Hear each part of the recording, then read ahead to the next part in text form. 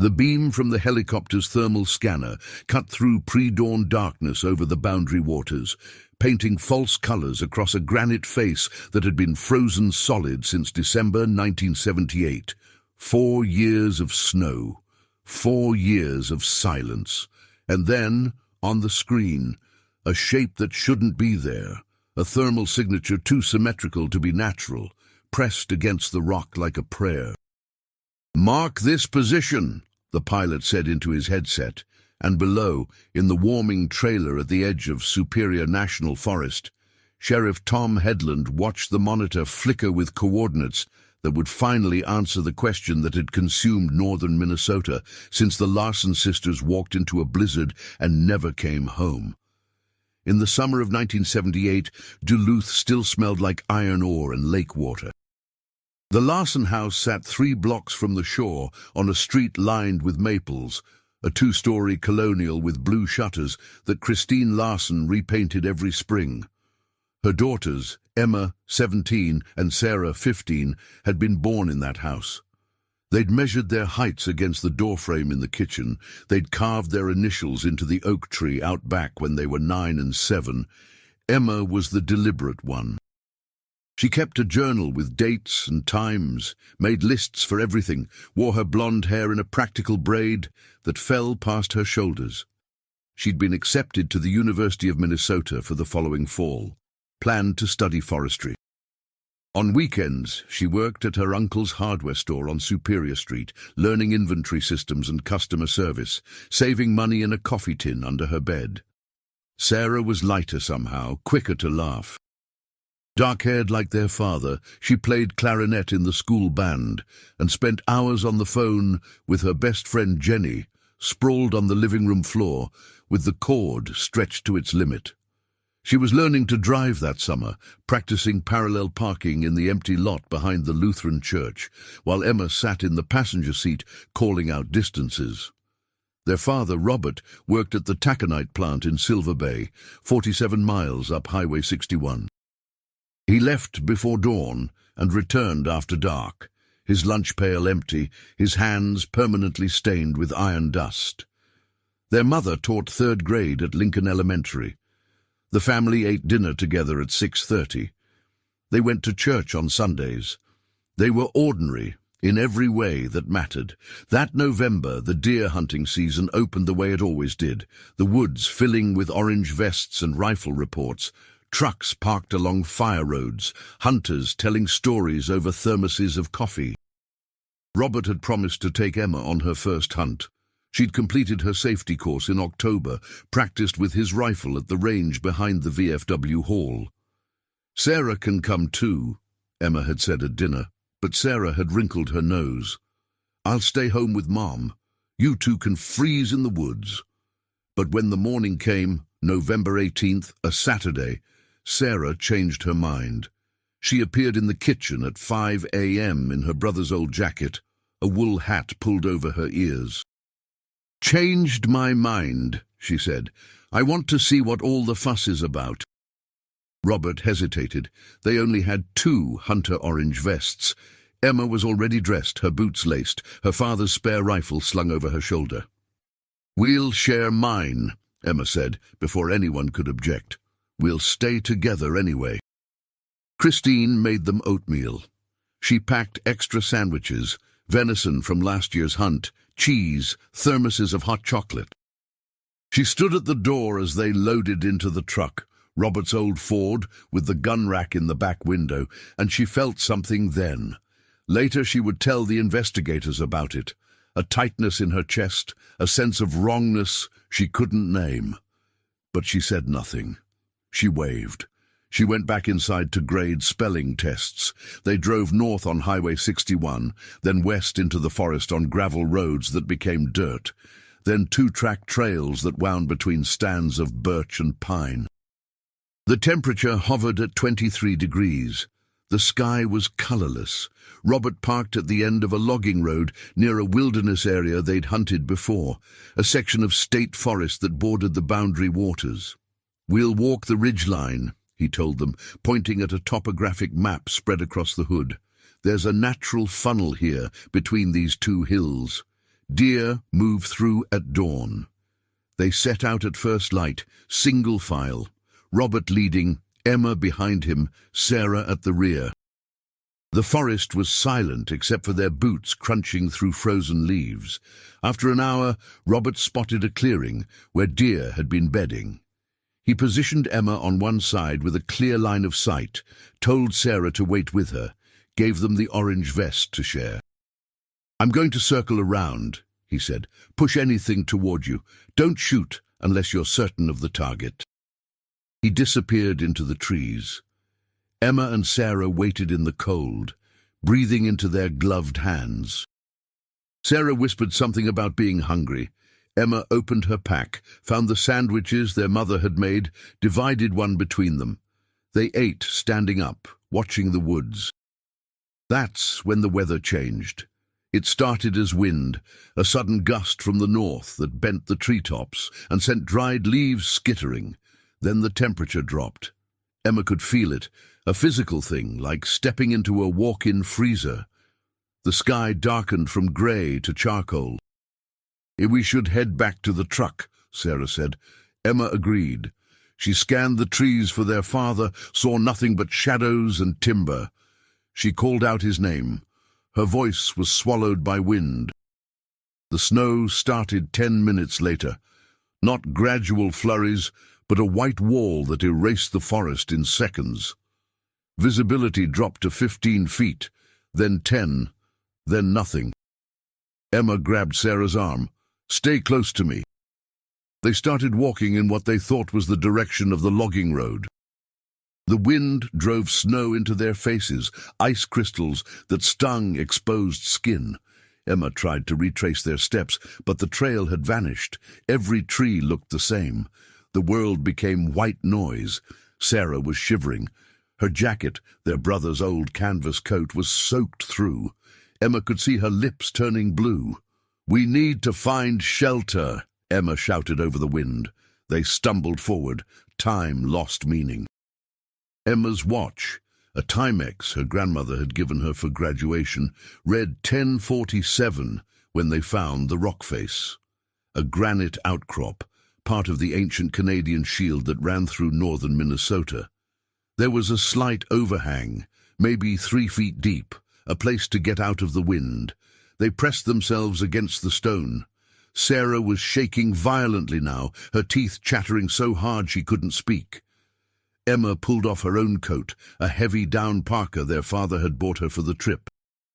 She wrapped it around Sarah's shoulders. "Wear this," Emma said. "You'll freeze," Sarah managed to say. "I'll be fine. I've got layers." But she didn't. Under the parka she wore only a wool sweater and flannel shirt. The cold bit through immediately.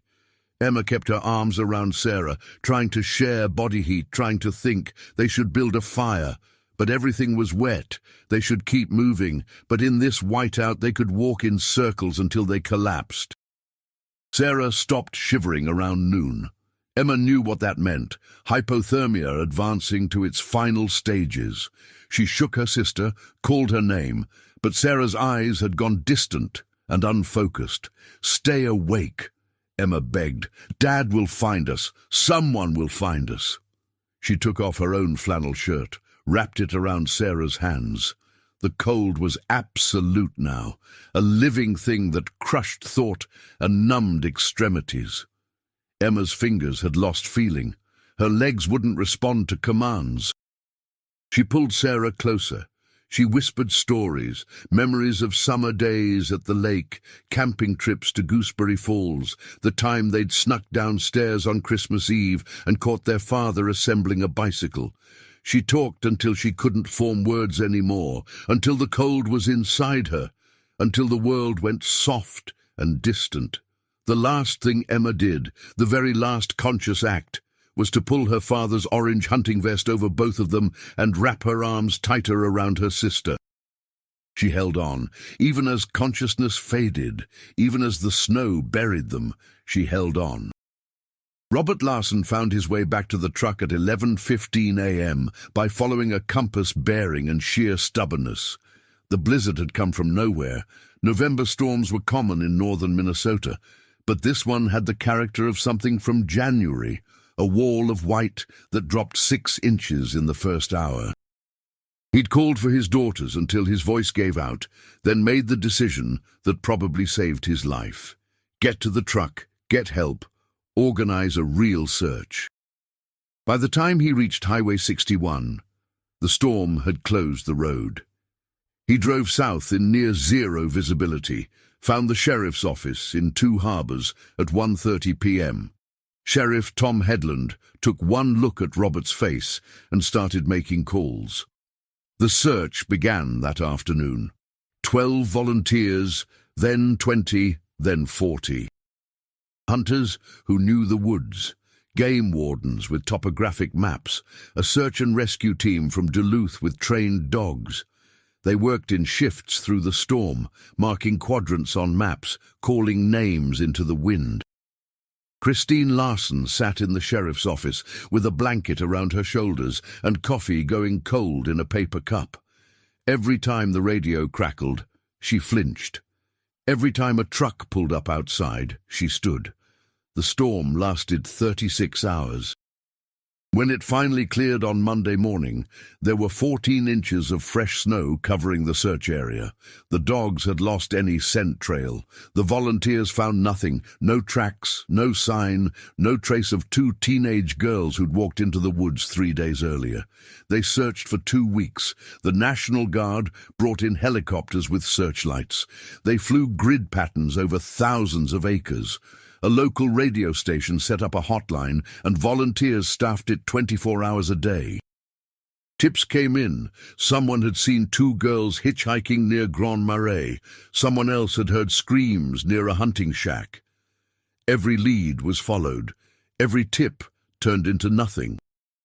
Christine and Robert stood in the forest, where their daughters had disappeared, and called their names until their voices broke. They left clothes with familiar scents tied to trees, hoping the girls would smell home and find their way back. They prayed. They bargained with a God who seemed to have stopped listening. By December, most of the volunteers had gone back to their lives.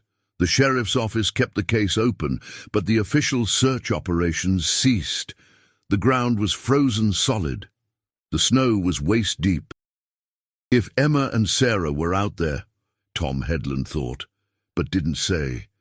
They weren't coming home alive. Christmas came. The Larsen house stayed dark.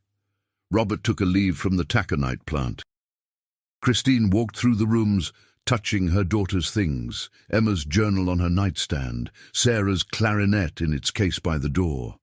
She left their beds made the way they'd made them that Saturday morning. In January, a hunter found a piece of fabric caught on a branch 8 miles from where the girls had disappeared, orange nylon that might have been from a hunter's vest. The sheriff's department sent it to the Minnesota Bureau of Criminal Apprehension Lab in St. Paul. The analysis came back 2 weeks later. The fabric was from a hunting vest, but there was no way to determine if it belonged to the Larsens. Thousands of identical vests were sold every year across the state. In February, a trapper reported seeing what looked like a coat hanging in a tree near his line, another 5 miles from the original search area. When deputies investigated, they found it was a jacket abandoned by another hunter years earlier, faded and rotting. Spring came. The snow melted. Search teams went out again, walking the same ground they'd covered in November, looking for what the winter might have revealed. They found deer kills and old campfire rings and rusted beer cans. They found nothing that belonged to Emma or Sarah Larsen. The investigation became routine. Tom Headland kept the case file on his desk. He reviewed it weekly, looking for something he'd missed. He drove out to the forest on weekends, walked the trails, studied the terrain. He thought about those 2 girls constantly, Emma with her careful lists, Sarah with her clarinet. He thought about Christine Larsen's face the day she'd reported them missing, the way hope and terror had been balanced there like opposing forces. A year passed, 2 years. The story became local legend. The Larsen sisters, lost in the November storm, their fate unknown. Christine started a foundation to improve search and rescue protocols in northern Minnesota. Robert went back to work, but something had gone out of him. Friends said he looked 10 years older. He rarely smiled. The sheriff's office received tips occasionally. Someone thought they'd seen Emma working at a diner in Winnipeg. Someone else claimed to have buried 2 bodies in the Boundary Waters and wanted to confess. Every tip was investigated. Every tip led nowhere. In 1980, Tom Headland attended a conference in Minneapolis on wilderness search and rescue. He listened to presentations on new techniques, improved radio communications, better GPS prototypes, still years from field deployment, enhanced helicopter capabilities. One presentation caught his attention: thermal imaging technology being developed for military applications and slowly trickling down to civilian search and rescue. The technology used infrared sensors to detect heat signatures, body heat, recent campfires, anything warmer than ambient temperature. In the right conditions, a thermal camera could spot a lost hiker from a helicopter at night or through light tree cover. "We need this," Headland told the county commissioners when he returned. "If something like November 78 happens again, this could save lives." The commissioners pointed out that thermal imaging systems cost $30,000. The county budget couldn't absorb that. But Headland kept pushing. He wrote grants. He contacted the Minnesota Department of Natural Resources. He talked to Christine Larsen, who used her foundation to help fund the purchase. In the spring of 1982, the Lake County Sheriff's Department acquired a FLIR thermal imaging camera mounted on a rented helicopter, one of the first systems in northern Minnesota. "We should test it," Headland's deputy said. "See what it can actually do in our terrain." They scheduled a training flight for May 15, 1982, a clear morning with stable weather. The pilot was a former Army warrant officer named Jack Morrison, who'd flown Hueys in Vietnam. The thermal operator was a DNR ranger named Kate Sullivan, who'd been certified on the equipment. Headland rode in the back with his topographic map spread across his lap.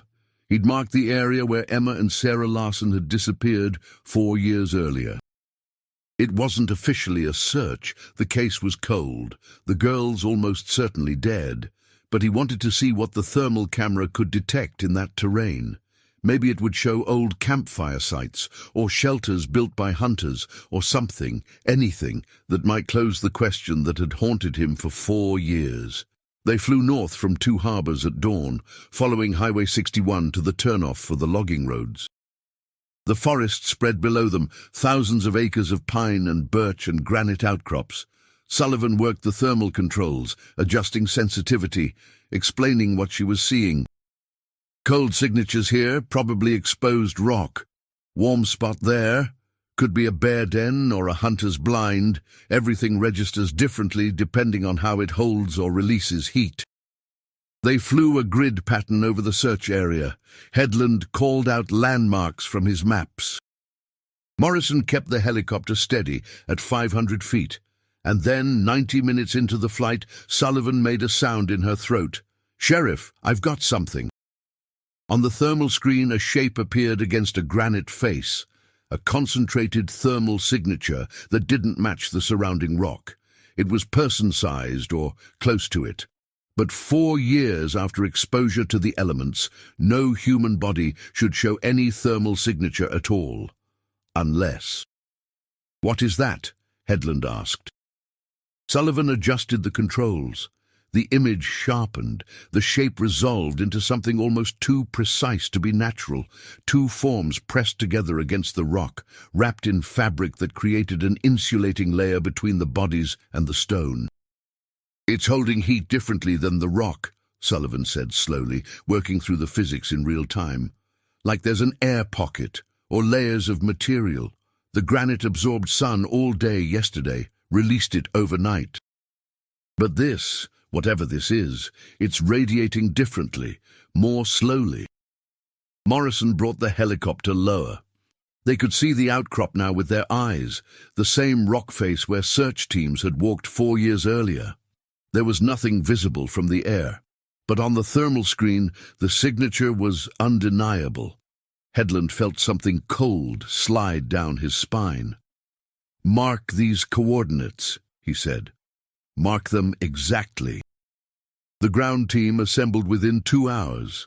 Headland, 3 deputies, a forensic specialist from the state BCA, and Robert Larsen, who'd insisted on coming despite the sheriff's gentle attempts to dissuade him.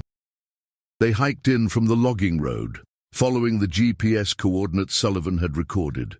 The May forest was green and alive, ravens calling from the treetops, new grass pushing through the forest floor. The granite outcrop rose 30 feet from the base, angled slightly to create a shallow overhang. 4 years of seasons had weathered the rock. Ice had cracked fissures, moss had grown in the shadows. There was nothing immediately visible, but the thermal imaging didn't lie. "Start here," Headland said, pointing to the base of the overhang. "Work carefully. Everything is evidence." They found them 40 minutes later, uncovered by careful excavation of accumulated forest debris and packed snow that had compressed into ice and then melted over 4 spring thaws. Emma and Sarah Larsen were exactly where the thermal signature had indicated, pressed against the granite face, arms wrapped around each other, preserved by the cold and the dry air under the overhang. Emma was holding Sarah. Her arms were locked around her sister's shoulders, frozen in that position for 4 years, and she was wearing only a wool sweater and undershirt. Sarah, wrapped in Emma's embrace, was wearing 2 coats, her own canvas jacket and Emma's down parka, both pulled tight around her. On top of them both, covering their upper bodies like a blanket, was the orange hunter's vest. The forensic specialist, a woman named Dr. Patricia Chen, who'd worked death investigations for 15 years, stood looking at the scene for a long time before she spoke. "The older sister gave her coat to the younger one," she said quietly, and then wrapped herself around her to share body heat. Robert Larsen knelt in the dirt 10 feet away, his face in his hands, and made sounds that weren't quite sobs and weren't quite words. The recovery took 5 hours. Every item was photographed, documented, catalogued. Chen worked with infinite care, treating the sisters with the same reverence she'd give to living patients: the 2 coats, the hunting vest, the watches they wore. Emma's Timex stopped at 2:17, Sarah's plastic Casio at 1:43. A small backpack that had been under Emma's body, containing the sandwiches Christine had packed, uneaten, frozen solid.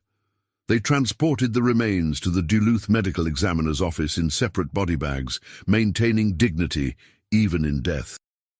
Chen spent 3 days on the examination, documenting every detail, confirming what everyone already knew but needed to hear officially.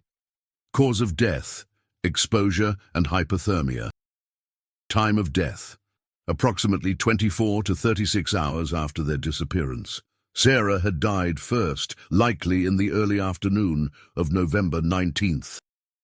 Emma had survived perhaps 3 or 4 hours longer, her body temperature sustained briefly by the physical activity of holding her sister, before succumbing to the same cold. But there was one more detail, something Chen found during her examination that she called Headland to discuss. "The tissue samples from Emma's hands," she said. "There's evidence of sustained grip force. Her muscles were contracted so tightly around her sister that rigor mortis essentially locked them in that position. Even after death, she didn't let go." "What does that mean?" Headland asked, though he thought he knew. "It means she was conscious for some time after her sister died. She knew Sarah was gone, and she held on anyway." The fabric analysis came back 2 weeks later from the BCA lab. The orange vest was confirmed to be Robert Larsen's through a serial number stamped inside the collar, matched against his purchase receipt from a Duluth sporting goods store in 1976. The down parka was analyzed for fiber content, matched against clothing samples Christine had provided from Emma's closet. But it was the analysis of the coats themselves that provided the final pieces of the story. The canvas jacket Sarah had been wearing, her brother's old coat, showed water damage consistent with snow exposure. The insulation had failed. The fabric had absorbed moisture and frozen, turning the jacket into a liability rather than protection. Emma's down parka, in contrast, was still functional. The down insulation had maintained its loft despite 4 years of exposure. It would have kept Sarah warmer, bought her time. She knew, Chen said when she reviewed the findings with Headland and the Larsens. Emma saw her sister in hypothermia and made a calculated decision. Give her the better coat, wrap herself around her, try to survive until rescue came. If she'd kept her own coat, Christine started, but couldn't finish. If she'd kept her own coat, she might have lived longer, Chen said gently, but her sister would have died faster. Emma chose to give Sarah the best chance, even if it meant reducing her own. Christine touched the photographs spread across the conference table. Images of her daughters as they'd been found, peaceful in their final moment, holding each other against the cold. She traced Emma's arms around Sarah's shoulders. She loved her sister more than her own life, Christine said. Yes, Chen agreed. She did. The funeral was held on June 3, 1982, at First Lutheran Church in Duluth. More than 300 people attended. The sanctuary filled with classmates and teachers and hunters who'd searched, and strangers who'd followed the story. The caskets were closed, the family's request, but photographs were displayed showing Emma and Sarah in life. Emma at her high school graduation, Sarah playing clarinet at a band concert, both of them together at the lake, smiling. The pastor spoke about love and sacrifice.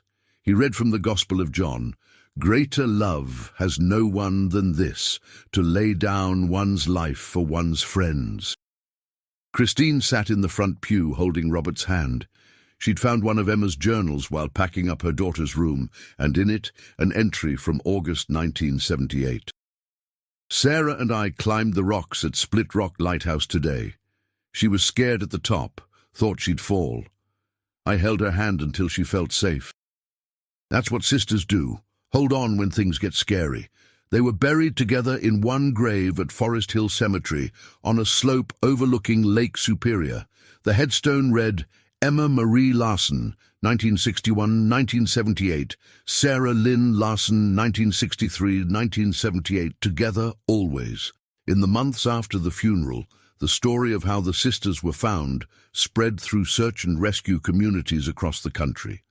The thermal imaging discovery became a case study in the emerging field of wilderness recovery techniques.